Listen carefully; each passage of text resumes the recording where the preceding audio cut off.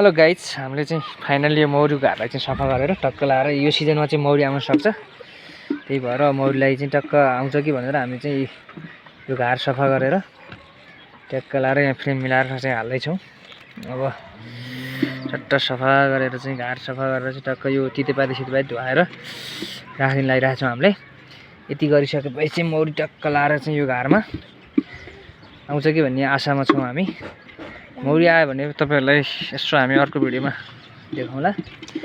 ट्याक्क लाएर चाहिँ नि उल्टो नआलो छोरो, ट्याक्क लाएर यसरी ट्याक्क सफा गरेर क्लियर गरेर राख्यो भने चाहिँ म खाएर भागेको थियो। अब यो सिजनमा चाहिँ आउन सक्छ के ल सिजल भन्देऊ। पहिला मौरी थियो कि थिएन यो गाह्रो नि भाग्यो होइन? अब आउँछन् होला, आउँछन् भन्ने आशामा छौँ हामी। भन न आउँछ होला? तिमीलाई के लाग्छ मौरी आउलान्?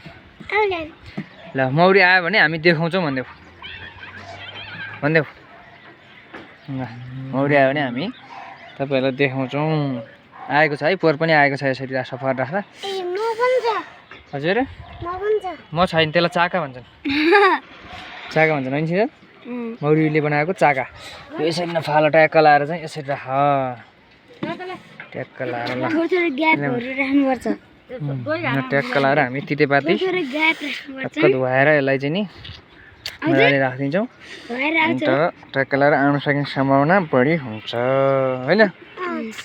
के लाग्छ आउँछ तिम्रो बिचरा? आउँछ भन न, आउँछ 100% आउँछ।